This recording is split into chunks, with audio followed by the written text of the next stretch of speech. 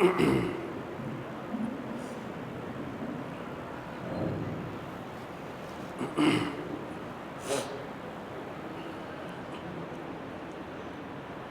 لله الحمد لله نحمده ونستعينه ونستغفره ونؤمن به ونتوكل عليه ونعوذ بالله من شرور أنفسنا ومن سيئات أعمالنا من يهده الله فلا مضل له ومن يضلله فلا هادي له نشهد أن لا إله إلا الله وحده لا شريك له ونشهد أن سيدنا ومولانا محمدًا عبده ورسوله أما بعد فأعوذ بالله من الشيطان الرجيم بسم الله الرحمن الرحيم يا أيها الذين آمنوا كتب عليكم الصيام كما كتب على الذين من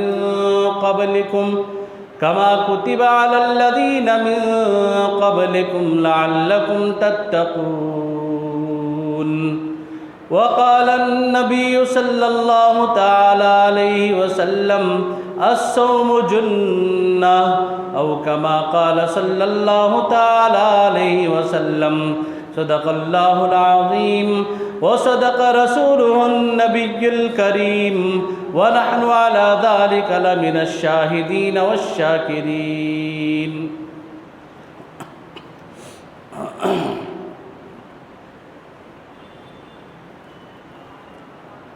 محترم بھائیوں، بزرگوں، عزیز دوستو،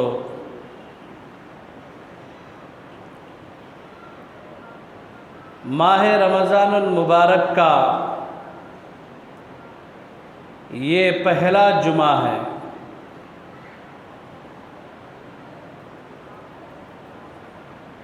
دیکھتے ہی دیکھتے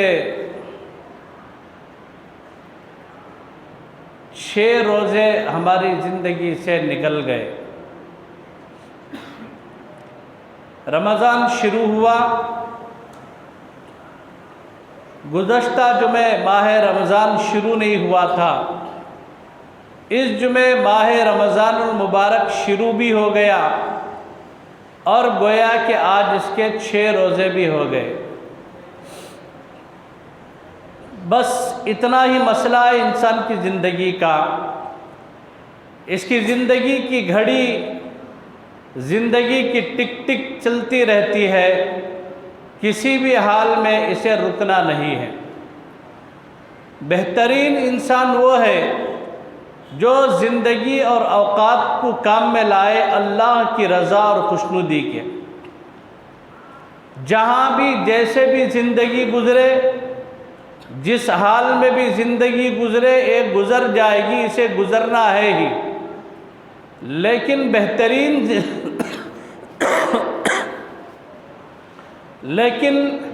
بہترین زندگی وہ ہے جو اللہ کی رضا، نبی پاک صلی اللہ تعالیٰ علیہ وسلم کے نقش قدم پر گزر جائے۔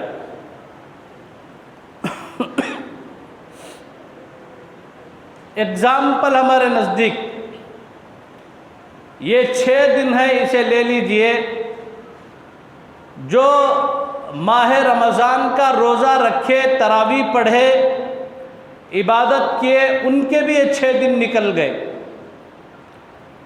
اور جو نہیں رکھے ان کے بھی نکل گئے۔ دن سب کا نکل گیا، فرق یہ ہے کہ ایک فائدے میں ہے اور ایک خسارے میں اور نقصان میں ہے، بس اتنا ہی فرق ہے۔ کوئی فائدے میں ہے، کوئی نقصان میں ہے۔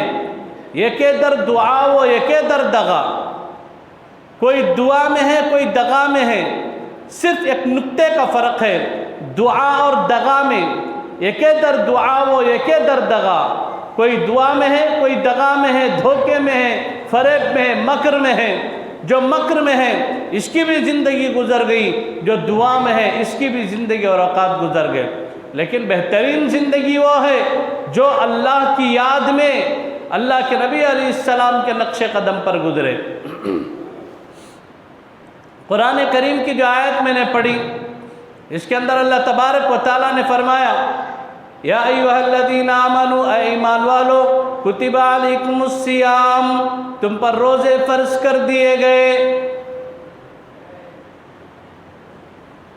تو یہاں پر اللہ نے فرمایا تم پر روزے فرض کر دیے گئے، کما کتبہ، جیسے کہ فرض کیے گئے تھے، علی الذین من قبلکم، ان لوگوں پر جو تم سے پہلے۔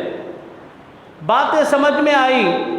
حضرات مفسرین نے اس آیت کے ذیل میں تفسیر میں وضاحت کی ہے، آدم علیہ السلام سے لے کر حضرت محمد الرسول اللہ صلی اللہ تعالیٰ علیہ وسلم پر ہر قوم میں نماز اور روزہ تھا، نوعیتیں الگ تھی، کیفیتیں الگ تھی، طریقے الگ تھے، لیکن روزہ تھا۔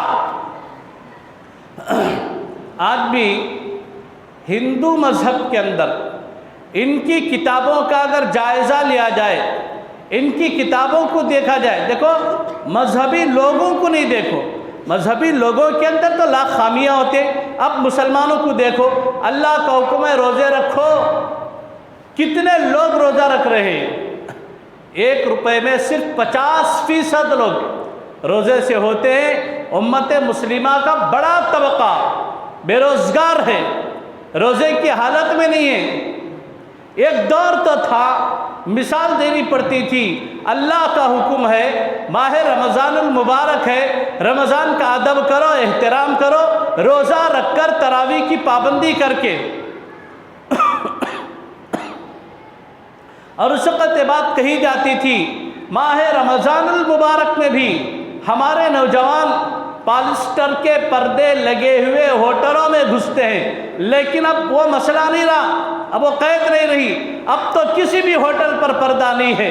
اب تو ہمارے نوجوان مسلم معاشرے کے لوگ بن دھاڑے آرام سے اطمینان کے ساتھ ہوٹلوں میں داخل ہو جاتے ہیں، کسی کے ہاتھ میں سگریٹ ہے، کسی کے ہاتھ میں چائے ہے، کسی کے ہاتھ میں برفی وغیرہ ہے، بالکل کھلے عام کھڑے ہو کر کھا کر ہم جو مظاہرہ کر رہے ہیں، کیا ہم اللہ کے عذاب کو دعوت نہیں دے رہے؟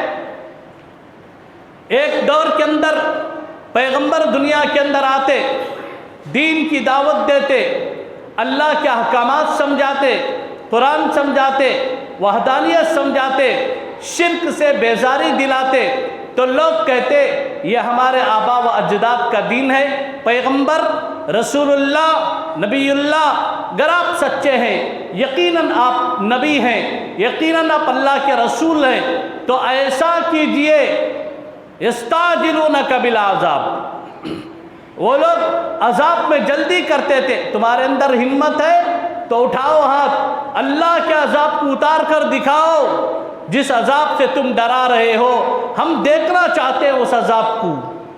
پیغمبر سے چیلنج کرتے تھے اور کہتے تھے دکھاؤ عذاب، دیکھتے ہم بھی عذاب کیسے نازل ہوتا ہے، کس شکل میں آتا ہے، ہم دیکھنا چاہتے ہیں۔ یستعجلونک بالعذاب، عذاب پر جلدی کیا کرتے تھے اپنے اقوال سے، اپنے اعمال سے، اور پیغمبر کو صاف کہتے تھے افبعذابنا یستعجلون۔ اور پھر اس کے بعد پیغمبر جب تنگ آ جاتے تھے، پریشان ہو جاتے تھے، یوں کہتے اللہ تیرے اور قوم کے درمیان کا معاملہ ہے، ہم نے جو کوشش کی، ہم نے جو محنت کی وہ کی ہے، اب یہ قوم ماننے کے لیے تیار نہیں، قوم کہہ رہے کہ اللہ تو عذاب کو اتار کے دکھا، گویا کہ ایک چیلنج ہے تیرے سامنے۔ پھر اللہ اپنے عذاب کا نزول فرماتے، کئی قومیں کس طرح برباد ہوئی، پوری تفصیلات قرآن کریم کے اندر موجود ہے۔ اب اس دور کے اندر ماہ رمضان کے ادب و احترام کا حکم ہے۔ ایک دور ایسا تھا اس امت کے اندر، رمضان المبارک آتا تو کافر اور مشرک اپنے بچوں کو گھروں میں روک لیتے اور کہتے نہیں، مسلمانوں کے رمضان کا مہینہ ہے، یہ ماہ مقدس ہے، بابرکت مہینہ ہے، اس مہینے کے اندر مسلمان روزہ رکھتے ہیں، ان کے چھوٹے چھوٹے معصوم بچے روزے کی حالت میں ہوتے ہیں اور تم پھل پھلاری لو، لے جاؤ، کچھ کھاؤ پیو، ان کے ماہ مقدس کی توہین ہوتی ہے، اس لیے تم ان کے محلوں میں کھاتے پیتے نہ جایا کرو۔ یہ مشرکین اور کفار، میں آپ کو 400 سال کی بات نہیں کر رہا ہوں، میں آپ کو 1000 سال کا فسانہ نہیں سنا رہا ہوں، میں آپ کو 1400 سال پہلے کی بات نہیں کر رہا ہوں، میں آپ کو صرف 50-60 سال پہلے کی بات کر رہا ہوں، اسی ملک ہندوستان کی بات کر رہا ہوں، ہمارے انہی علاقوں کی بات کر رہا ہوں، اورنگزیب عالمگیر کے دور کی بات نہیں، ہارون رشید کے دور کی بات نہیں، بلکہ 50 سال پہلے کی بات ہے، اسی ملک کی بات ہے۔ اسی ملک کے اندر کافر ماہ رمضان المبارک کے اندر باہر کھڑے ہو کر کھانے اور پینے کے لیے ہچمچایا کرتے تھے اور کہتے تھے نہیں بھائی مسلمانوں کا ماہ مقدس ہے، اس مہینے کے اندر مسلمانوں کے سروں پر ٹوپی آ جاتی ہے، یہ روزے سے رہا کرتے ہیں۔ ان کے سامنے کھانا پینا پاپ کا کام ہے، ادھرم ہے، انشٹ ہے، یہ پرماتما کو ناراض کرنے والی بات ہے، پروردگار کو ناراض کرنے والی بات ہے، اس لیے ہم ماہ مبارک میں باہر گلی کوچوں میں چل کر ہم کھایا پیا نہیں کریں گے۔ یہ اس ملک کے اندر ہمارے ان علاقوں کے اندر دیکھی ہوئی بات ہے، لوگ ماہ رمضان کا ادب کرتے تھے۔ آج ہمارے مساجد کا تقدس پامال ہو رہا ہے، ہو رہا نہیں ہو رہا ہے؟ ہولیوں کے موقع پر ہمارے مساجد پر گلال اڑائے جاتے ہیں، رنگ رنگیلیاں کیے جاتے ہیں، ہمارے مساجد کا تقدس پامال ہوتا ہے، ہمارے علماء کا تقدس پامال ہوتا ہے، ہمارے حفاظ قرآن کا تقدس پامال ہوتا ہے، ہماری خانقاہوں کا تقدس پامال ہوتا ہے، ہمارے دینی مراکز کا تقدس پامال ہوتا ہے۔ اس سے بڑھ کر یہ کہ اسلام کی عظمت کے تقدس کو پامال کیا جا رہا ہے۔ کیوں ہو رہا ہے یہ سب؟ کس کی طرف سے ہو رہا ہے؟ اس کے لیے ذمہ دار کون ہے؟ اس کے پیچھے راز کیا ہے؟ دیکھو ایک بات کیا ہے، اللہ تبارک و تعالیٰ نے فرمایا اے مسلمانوں دین پر ثابت قدم رہو، ایمان پر کھرے اترو، اللہ کی وحدانیت پر ڈٹے رہو، نبی علیہ السلام کی سنتوں پر ڈٹے رہو، چاہے تم پر جیسے بھی حالات آ جائیں، تم ایک اللہ کے ماننے والے بنو، تم نبی کریم صلی اللہ تعالیٰ علیہ وسلم کی سنتوں کی پیروی کرو، حضور کے طریقوں کی اتباع کرو، وانتم الاعلون ان کنتم مؤمنین، سربلندی چاہتے ہو، تمہارا تقدس باقی رکھنا چاہتے ہو، تمہارے سر پر سجنے والی جو ٹوپی ہے یہ اسلام کا شعار ہے، اسے تم چاہتے ہو ہمارے عمامے محفوظ رہے، ہماری ٹوپیاں محفوظ رہے، ہمارے جبے محفوظ رہے، ہمارے دستار محفوظ رہے، انتم الاعلون ان کنتم مؤمنین، اللہ کیا یہ قاعدہ بیان کیا گیا، تم ہی سر بلند رہو گے، کب رہو گے؟ جب تم ایمان پر باقی رہو گے، جب تم مومن بن کر رہو گے، جب تم مسلمان بن کر رہو گے، تمہارے اندر ایمان کی گرمی باقی رہے گی، تمہارے اندر ایمان کی حرارت باقی رہے گی، تمہارے اندر تقوی کی گرمی باقی رہے گی، تمہارے اندر تقوی کی بقا ہوگی، تمہارے اندر حیا ہوگی، تمہارے اندر نبی کا طریقہ زندہ ہوگا، تمہارے گھروں کے اندر نبی کے گھر کا معاشرہ زندہ ہوگا، ہمارے محلوں کے اندر نبی کے محلے کی دی ہوئی چیزیں باقی رہے گی، ہمارے نوجوانوں کے اندر صحابہ کے جذبات زندہ رہیں گے، ہمارے بوڑھوں کے اندر ابو بکر صدیق کی حیا اور عشق باقی رہے گا، ہمارے جوانوں کے اندر حضرت عمر فاروق کے طور طریقے باقی رہیں گے، ہمارے مستورات کے اندر حضرت فاطمہ کی حیا باقی رہے گی۔ جب تک یہ چیزیں باقی رہے گی انتم الاعلون، تم ہی سربلند رہو گے، پوری دنیا تمہاری جوتیوں کے نیچے رہے گی، تمہاری غلام بن کر رہے گی، تم ہی سربلند رہو گے۔ لیکن جب تم ان چیزوں سے ہٹو گے، تمہاری گاڑی ان چیزوں سے ہٹے گی، تم بے راہ روی اختیار کرو گے، کافروں کے طریقے تمہارے اندر آ جائیں گے۔ تمہارے شادی بیاہ کے موقع پر، تمہارے میت کے رسومات پر، تمہارے عیدوں کے موقع پر، تمہارے گھریلو حالات کے موقع پر کافروں کے رسم و رواج جب داخل ہوں گے تو پھر کافر مسلط کر دیے جائیں گے۔ ہو رہا نہیں ہو رہا؟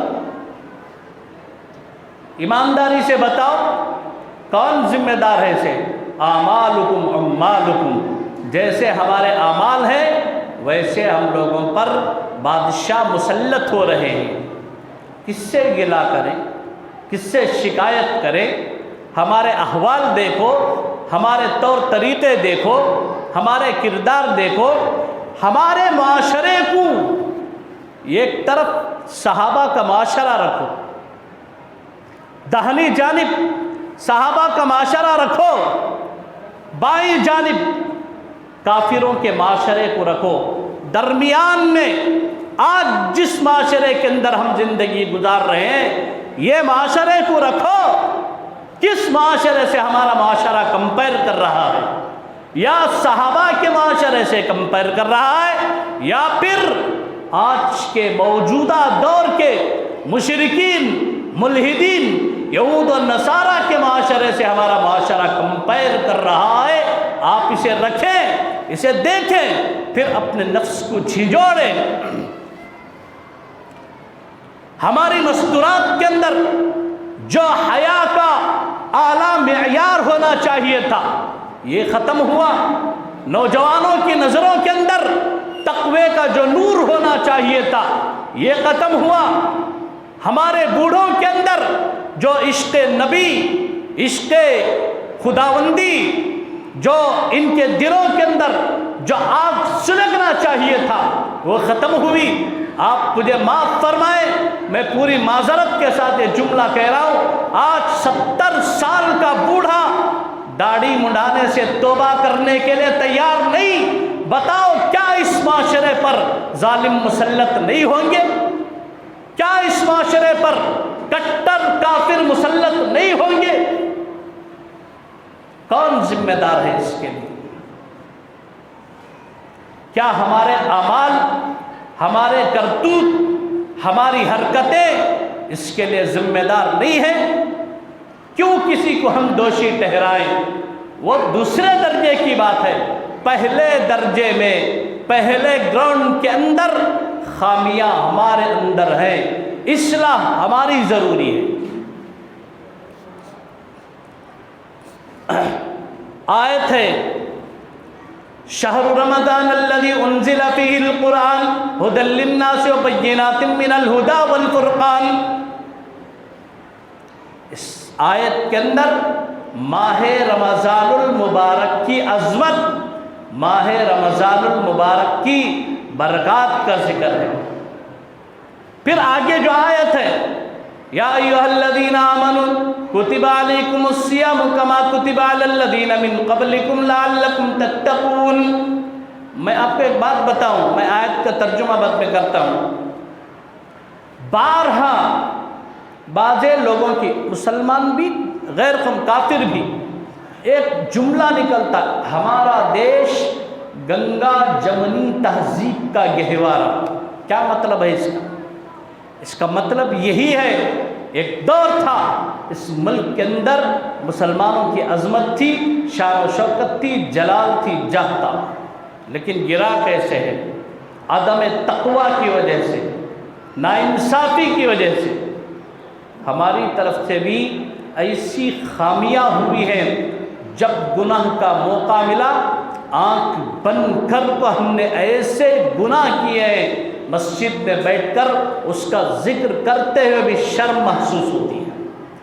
ایسے گناہ امت مسلمہ کے افراد مسلمانوں نے کیے ہیں، اس کا ثمرہ ہے، اس کا نتیجہ ہے۔ بعض گناہ ایسے ہم گناہ کرتے ہیں، ہم گناہ کر کے مر کر قبروں میں چلے جاتے ہیں، اس کا پرینام ہماری نسلیں بھگتتی ہیں۔ اس کے نتائج ہمارے نسلیں چکاتے ہیں، پھیرتے ہیں، کوئی خون دے کر، کوئی قربانی دے کر، کوئی بلیدان دے کر، کوئی اپنی گردن کٹا کر، کوئی کافروں کے سامنے رسوا ہو کر ہماری نسلیں اس کا خمیازہ بھگت کر چکاتی ہیں۔ اس لیے مسلمانوں، بعض ایسے گناہ ہیں جس کی طرف لپکنے سے پہلے اپنی نسلوں کو یاد کرو، اپنی اولاد کو یاد کرو۔ آج اگر موقع پا کر میں نے یہ گناہ کر لیا تو پھر اس کی قیمت، اس کا خمیازہ میری نسلیں چکائیں گی، اس کا پرینام میری نسلیں بھگتیں گی۔ آج جو دور چل رہا ہے، امت مسلمہ کن حالات سے گزر رہی ہے۔ اب توبہ کی ضرورت ہے، اب تقوی کی ضرورت ہے، اب طہارت کی ضرورت ہے، اب معاشرے کے اندر صفات صحابہ کو زندہ کرنے کی ضرورت ہے۔ ہر مومن، ہر مسلمان، ہر بچہ، ہر بوڑھا، ہر نوجوان اپنی زندگی کے اندر صحابہ کے صفات پیدا کرو، اس کی بہت ضرورت ہے۔ اگر ہم لوگ یہ نہیں کرتے، جس طرح بے راہ روی کی زندگی گزر رہی ہے، یہی زندگی رہی تو پھر یاد رکھو اس کا پرینام جو اب دیکھ رہے یہ نہیں، آئندہ آنے والے حالات اور سنگین ہوتے چلے جائیں گے۔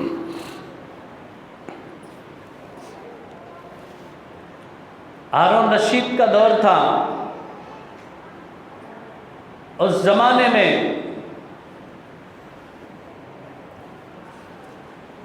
ماہ رمضان المبارک میں ایک کافر، ایک مشرک کا بچہ ہاتھ میں ایک سیب لے کر کھاتا ہوا باہر نکل گیا۔ جب اس کی نظر پڑی، گھر میں بلایا بچے کو، بلا کر ڈانٹ ڈپٹ کی، کہا کہ بھائی کیا تجھے پتہ نہیں ہے کہ یہ جو مہینہ ہے انتہائی درجے بابرکت مہینہ ہے، اس مہینے کے اندر مسلمان روزہ رکھتے ہیں۔ اچھا، درمیان میں ایک بات بتا دیتا ہوں۔ اب ہمارے یہاں جو آش بٹتے نا عصر میں، گنجی جو بٹتے، ایک دور ایسا تھا بعض قریہ جات میں، شہر میں تو میں نہیں دیکھا، لیکن بعض قریہ جات میں کافر اور مشرک اس آش اور گنجی کو تبرک سمجھ کر لے جا کر پیا کرتے تھے۔ میں سرن پٹن میں قرآن سناتا تھا۔ آج جس سرزمین پر مسجد اعلیٰ کا وواد چل رہا ہے، اسے ہنومان مندر بتا کر اسے پھر ڈھانے کی جو کوشش کرے، اللہ یا تو ان کو ہدایت دے یا اللہ ان کو سرے سے جڑ سے مٹا دے۔ ارے آمین بولو بھائی۔ اس لیے کہ مساجد کا تقدس بہت ضروری ہے۔ تو اس وقت جب میں وہاں قرآن سناتا تھا، اور میری زندگی کا پہلا محراب یہی مسجد ٹیپو، جب میں حفظ قرآن کر رہا تھا، میری زندگی کا پہلا محراب، تقریباً 5 سال تقریباً میں یہاں میں قرآن سنایا۔ اس کے بعد میں جو قرآن سنایا، مسجد اعلیٰ جو سرن پٹن ہے، اس کے اندر ایک عرب صاحب مسجد نام ایک مسجد ہے، وہاں جو گنجی بٹتی تھی، میں خود اس منظر کو اپنے آنکھوں سے دیکھا ہوں۔ لوگ برتن، کٹوریاں، کٹورے گھر سے لا کر لائن میں کھڑے ہو کر، ایسا کھڑے ہو کر 2 ہاتھ سے ایسا پکڑ کر لیتے تھے۔ تو ان کی نظروں میں یہ زیادہ دور نہیں، تقریباً 20 سال کی بات، 20 سال کی بات، ایسا یوں کھڑے ہو کر یوں لیتے تھے ایسا، اور لے کر مسجد کے باہر جو جاتے تھے کیسا معلوم، ایسا قبلے کی طرف پیٹ نہیں، لے کر قبلے کی طرف پھر تو لے کر ایسا پیچھے کے قدم لوٹتے تھے۔ یہاں بھی دیکھا ہے منظر، اور ہنور میں ایک جگہ قرآن سنایا، الحمدللہ وہاں بھی یہ منظر دیکھنے کو ملا ہے۔ تو بہت سارے قریہ جات میں اس طرح کا مسئلہ ہوتا تھا، تبرک سمجھ کر ماہ رمضان میں بٹنے والی گنجی اور آش کو لے جا کر اپنے گھر کے بیماروں کو پلاتے اور کہتے، ماہ رمضان المبارک मुक़द्दस महीना, इस महीने में इनके रोज़ों की बरकत से परवरदिगार हमारे बीमार को शिफा अता फरमाएगा। कौन? काफिर मुशरिकों के अंदर यह अज़मत थी, इसे निकालने वाले हम ही लोग हैं। उन्होंने नहीं किया है, यह अज़मत को ख़त्म करने वाले हम लोग हैं। क्यों? हमारी हरकतों की वजह से, हमारी बददियानती की वजह से सब कुछ हुआ है। बहरहाल हाथ में एक सेब लेकर वो बच्चा खाते हुए बाहर आ गया। उसके बाप ने कहा कि भाई तू गलत कर रहा है, ये माह रमज़ानुल मुबारक मुसलमानों का माह मुक़द्दस है, इसमें इस तरह लेकर बाहर जाकर खाना इनकी तौहीन होती है। बच्चे को ले गया अंदर, समझाया, डांट डपट की, मसला ख़त्म हो गया। एक वक्त आया, उसका भी इंतकाल हो गया। वो जो बाप था बच्चे का, उसका भी इंतकाल हो गया। जब उसका इंतकाल हुआ तो उस ज़माने के एक बुज़ुर्ग ने ख्वाब में देखा कि वो जन्नत की सैर कर रहा है, जन्नत में टहल रहा है। उससे पूछा गया, भाई तू तो काफिर है, तू मुशरिक है, और साफ कुरान के अंदर ये बात है कोई मुशरिक और काफिर जन्नत में नहीं जाएगा, लेकिन तू कैसे जन्नत में टहल रहा है? उसने कहा, यकीनन मैं मुशरिक था, मैं काफिर था, लेकिन एक वाक़या मेरी ज़िंदगी में ऐसा आया, माह रमज़ानुल मुबारक में मेरा बच्चा एक सेब लेकर खाते हुए मुसलमानों के महल्ले में पहुंच गया था। मैं उस बच्चे को डांट डपट करके समझा कर घर में रख लिया। फिर मेरे दिल में एक खौफ पैदा हुआ, मुसलमानों का जो माह मुक़द्दस है, इसकी तौहीन जो मेरे बच्चे की वजह से हुई है, कहीं ऐसा ना हो कि मेरा परमात्मा, मेरा भगवान इस पर मेरी पकड़ करे। इस बात पर मैं खौफज़दा था। काफिर परमात्मा कहता है, मुसलमान परवरदिगार कहता है, कोई शिव कहता है, कोई भगवान कहता है, लेकिन जो भी कहे अल्हम्दुलिल्लाहि रब्बिल आलमीन, तमाम तारीफ़ें उस वाहिद परवरदिगार के लिए है जिसके करम से ये पूरी दुनिया वजूद में आई है। वो खालिक और मालिक वो सबका है। वो जिस लैंग्वेज में भी पुकारे और जैसा भी पुकारे, वो पुकारता तो अल्लाह ही को है। समझने में फ़र्क हो जाता है, समझ के फ़र्क के साथ है हम अल्लाह को पुकारते हैं। बहरहाल जब इस तरह का मसला हुआ तो उस वक़्त मेरे दिल के अंदर परमात्मा का खौफ आया, परवरदिगार का खौफ आया, रब्बुल आलमीन का खौफ आया। वो एक लम्हे का खौफ था जो आया और ख़त्म होगा, लेकिन मौत का फरिश्ता मेरे पास आया तो अल्लाह की तरफ से मुझे कलिमे की तौफीक नसीब हुई। और जब मैं मर गया, मेरे अपने मज़हब के मुताबिक मुझे जला तो दिया गया, मेरी अस्थियां पानी में बहा दी गई।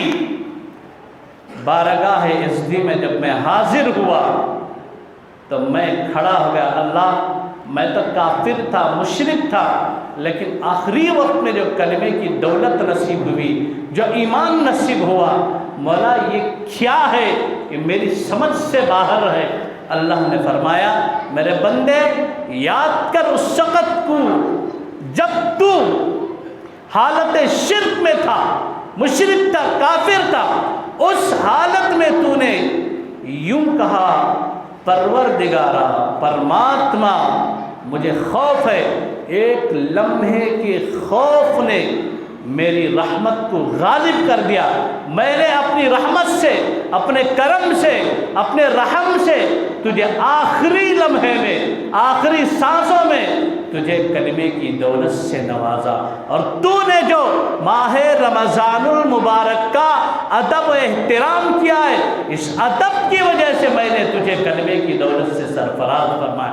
कोई अदब करके आखिरी हालत में कलिमे की दौलत नसीब कर ले सकता है, तो हम مومن ہو کر، ہم مسلمان ہو کر، ہم کھلم کھلا سڑکوں پر کھڑے ہو کر کھا پی کر اس کی بے ادبی کر کے بظاہر مسلمان رہ کر ہم اپنے آخرت میں آخری انجام کو کس طرف لوٹا رہے ہیں، یہ سوچیے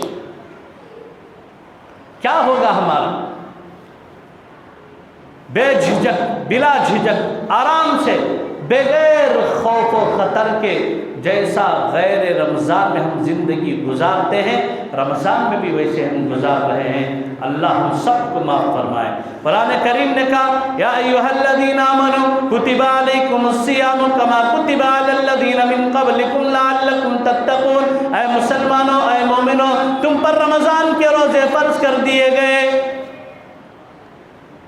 کما کتب علی الذین من قبلکم لعلکم تتقون، جیسا کہ پچھلی امتوں پر روزے فرض کیے گئے تھے، پچھلی امتوں پر بھی روزے فرض کیے۔ کیوں یہ پچھلی امتوں کا حوالہ کیوں دیا گیا؟ اس لیے کہ روزے کے اندر ایک مشقت ہے، بھوک کو برداشت کرنا ہے، پیاس کو برداشت کرنا ہے، گرمی کی شدت ہے، بندہ چاہ کر بھی کچھ کھا پی نہیں سکتا۔ حلال چیزیں ہیں، پاکیزہ چیزیں ہیں، رمضان کے علاوہ حکم ہے کلوا من طیبات واعملوا صالحا، پاکیزہ چیزیں طیبات میں سے، حلال میں سے کھاؤ پیو اور اعمال صالحہ کرو۔ لیکن رمضان المبارک کے اندر روزے کی حالت میں پاک چیز ہے، حلال چیز ہے، تمہارے سامنے آ چکی ہے، کون سی چیز ہے جو تمہیں منع کر رہی ہے کھانے کے لیے؟ گرمی کی شدت ہے، بار بار جوس پینے کا دل کرتا ہے۔ غیر رمضان میں ہر آدھے گھنٹے کے موقع پر ہم پانی طلب کرتے ہیں، کبھی جوس پیتے ہیں، کبھی کچھ پیتے ہیں، پیاس بجھانے کی کوشش کرتے ہیں۔ لیکن بھرے رمضان المبارک کے اندر اس چلچلاتی دھوپ میں، اس برسات میں ایک مومن دل تو چاہ رہا ہے کہ پانی پیوں، مشروبات پیوں، لیکن نہیں پیتا۔ اس کے سامنے ٹھنڈے شربت، اب کتنے لوگ روزہ ہے، یہاں دسترخوان بچھاؤ، ان سے کہو بھائی تو یہ گرمی کی شدت تجھ سے کہہ رہی ہے کہ روزہ توڑ دے، لیکن نہیں توڑتا۔ کیوں؟ کون سی چیز ایسی مانے ہے؟ کہا کہ لعلکم تتقون، اللہ تمہیں متقی بنانا چاہتے ہیں، پرہیزگار بنانا چاہتے ہیں، تمہیں اللہ تبارک و تعالیٰ تمہیں بھوکا رکھ کر، روزہ تمہیں پیاسا رکھ کر، اللہ مشقتوں کی بھٹی میں ڈال کر تمہیں ایمان پر تمہیں تر و تازہ بنانا چاہ رہے ہیں۔ بعضے کتابچوں کے اندر میں نے کبھی ایک واقعہ پڑھا تھا، ایک مسلمان روزے کی حالت میں، ایک تو واقعہ تھا، چلو ایک دو آنکھوں دیکھا واقعہ اسے بتا دیتا ہوں۔ گنگوہ کا جو مدرسہ جامعہ اشرف العلوم رشیدی، میرا دور حدیث کا سال تھا، اس مدرسے کے جو بانی تھے حضرت قاری شریف احمد صاحب نور اللہ مرقدہم، کافی عمر ہو چکی تھی حضرت کی، وہ اس مدرسے کے بانی۔ جب ہم پڑھتے تھے صرف دور حدیث کے اندر 300 طلباء تھے اس وقت، دور حدیث بھر کر طلباء باہر بھی بیٹھ جایا کرتے تھے، جگہ کی کمی تھی، مطلب اتنا بڑا دارالحدیث بھر کر طلباء باہر آ جاتے تھے۔ اس سال جو ہمارے دور حدیث کا سال تھا، اسی سال حضرت قاری شریف صاحب کا وصال ہوا، حضرت کی وفات ہوئی۔ کیسے ہوا؟ بزرگوں کا معمول، مشائخ کے معمولات میں سے ہمیشہ روزہ، نماز، کثرت ذکر، تسبیحات کا مسئلہ تھا۔ حضرت روزے کی حالت میں تھے،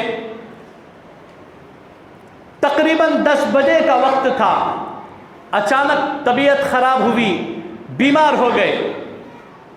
حضرت کے بڑے صاحبزادے جو اس وقت وہاں کے ناظم صاحب ہیں، حضرت مولانا خالص صاحب قبلہ دامت برکاتہم، جن کے پاس میں نے ترمذی شریف پڑھی ہے، تو حضرت کے جو بڑے صاحبزادے تھے فوراً سہارنپور ہسپتال میں لے کر گئے، وہاں ایڈمٹ کر دیا۔ صبح میں 10 بجے لے کر گئے، وہاں ایڈمیشن ہوا، 4 بجے تک علاج چلا۔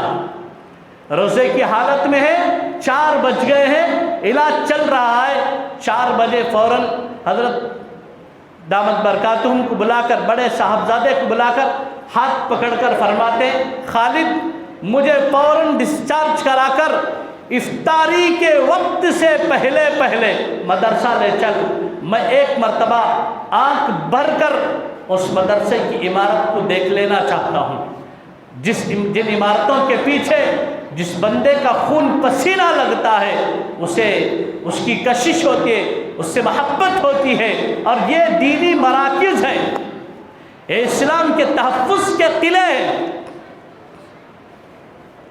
حضرت نے فرمایا ابا جی آپ کی طبیعت اور بھی تھوڑا ناساز ہے۔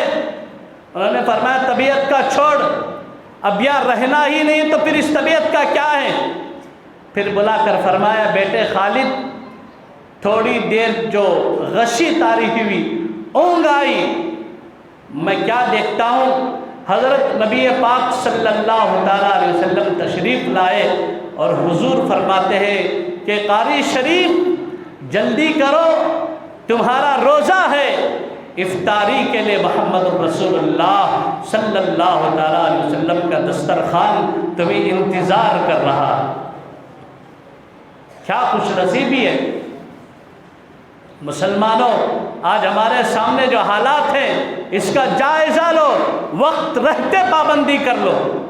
جب یہ جملہ سنا تو فوراً ہسپتال کی فیس بھرتی کر کے ڈسچارج کرا کر مدرسے کو لے کر آئے۔ جب سہارنپور سے مدرسے کو لے کر آئے 5:30 بجے کا وقت تھا، 5:30 بجے کا وقت تھا، تقریباً محرم کی 10 تاریخ تھی، یوم عاشوراء کا دن تھا۔ حضرت ناظم صاحب آئے مدرسے کے اندر، کار میں بیٹھے ہوئے تھے، بیٹھ کر اس طرح پوری عمارت کا نظارہ کیا، پھر اس کے بعد فرمایا خالد مجھے دفتر میں لے چل۔ دفتر میں گئے، آرام سے لیٹ گئے اور کہا لا الہ الا اللہ محمد الرسول اللہ۔ ٹھیک عین مغرب کے وقت سے 3 منٹ پہلے حضرت کا وصال ہوا، 3 لحظے پہلے حضرت کا وصال ہوا۔ یہ تعلق ہے، یہ محبت ہے۔ اس طرح کی محبت جب پختی ہوتی ہے، حضرت ٹیپو سلطان شہید رحمۃ اللہ علیہ کی جہاں تاریخ اور سوانح لکھی ہے، حضرت مولانا الیاس صاحب ندوی نے تاریخ ٹیپو پر جو کتاب لکھی وہاں بھی یہ نقطہ لکھا ہے، صبح میں حضرت کی شہادت ہونی تھی، رات میں خواب میں حضرت نبی پاک صلی اللہ تعالیٰ علیہ وسلم فرماتے ہیں ٹیپو کل میں تمہارا انتظار کر رہا ہوں۔ یہ حالت، یہ کیفیت تھی، اسے تقویٰ کہتے ہیں، اسے پرہیزگاری کہتے ہیں۔ اللہ تبارک و تعالیٰ نے مومنین کو ماہ رمضان المبارک تحفے میں عطا فرمایا ہے۔ پچھلی امتوں کو اتنا بڑا آفر نہیں تھا، ہمارے پاس اتنا بڑا آفر ہے۔ کوئی کمپنی اگر آفر دے دے، ہم للچائی نظروں سے کمپنیوں کی طرف چکر کاٹتے ہیں۔ پروردگار عالم کی وہ کمپنی ہے، اس کمپنی سے اتنا بڑا آفر مل رہا ہے، اور کون سے آفر کی ضرورت ہے؟ حضرت موسیٰ علیہ السلام سے متعلقہ ایک واقعہ ہے، وقت ہو گیا ہے، آئندہ بار سناتا انشاءاللہ۔ خلاصہ کلام ہے کہ ماہ رمضان المبارک امت مسلمہ کو تحفے میں ملا ہے۔ مسلمانوں اس کی قدر کر لو۔ اس کے 6 دن گزر چکے ہیں، اس کے 6 دن گزر چکے ہیں، اب 20 دن باقی ہیں، 24 دن تقریباً اس کے باقی ہیں۔ اب یہ جو مختصر سا وقت ہے ہمارے نزدیک، اس کی قدر کر لیں۔ ہمارے کاروبار پورا سال چلتے رہیں گے، پورا سال کاروبار زندہ رہیں گے۔ رمضان کے روزے کی جو فرضیت ہے، اس کا ایک لمحہ پوری زندگی رہ کر بھی ہم ادا نہیں کر سکتے۔ ہسپتال کی بیڈ پر سویا ہوا مریض پورے خاندان کے لوگ گلاس میں پانی لے کر کھڑے ہوئے کہہ رہے کہ روزہ توڑو. وہ کہہ رہا ہے اللہ کی بارگاہ میں چلوں گا تو اسی حال میں چلوں گا, میں روزے کی حالت میں رہوں, میرے پروردگار کے سامنے کھڑا رہوں. اللہ پوچھے کیا لے کر آیا ہے, کہتا کچھ بھی نہیں ہے مولا, لیکن جس حال میں آیا ہوں یہ روزے کی حالت میں آیا ہوں. اس طرح بھی کہتے ہوئے دم توڑے ہوئے مریض تاریخ کے اوراق میں لکھے گئے ہیں. مسلمانوں, ہم اٹے کٹے ہیں, ہم لحیم شہید ہیں, ہمارے سامنے کوئی مسئلہ نہیں ہے. گیس کو, شوگر کو, بی پی کو بہانہ بنا کر روزے نہ چھوڑا کریں. کیا پتہ آئندہ سال تک زندگی باقی رہے بھی یا نہ رہے, کیا پتہ یہ زندگی کے لمحات باقی رہے بھی یا نہ رہے. کتنے لوگ ہماری گلیوں سے چلے گئے, ہمارے محلے سے چلے گئے, ہمارے خاندانوں سے چلے گئے, ہمارے رشتہ داروں سے چلے گئے. کیا اب وہ لوٹ کر آئیں گے رمضان میں سحری کرنے کے لیے, افطاری کرنے کے لیے, روزہ رکھنے کے لیے؟ نہیں نہیں, وہ دور گزر گیا, وہ چلا گیا. آنکھ بند ہوئی, روح قبض ہوئی, اس کے بعد انسان پوری زندگی ترسے ایک سبحان اللہ کہہ لوں اس کی بھی گنجائش نہیں رہے گی. اس لیے مسلمانوں, مومنوں, نوجوانوں, بہت پیار اور شفقت کے ساتھ کہتا ہوں ان دنوں کی قدر کر لیں, ان لمحات کو ایک غنیمت جانیں. اللہ کی طرف سے ایک بہت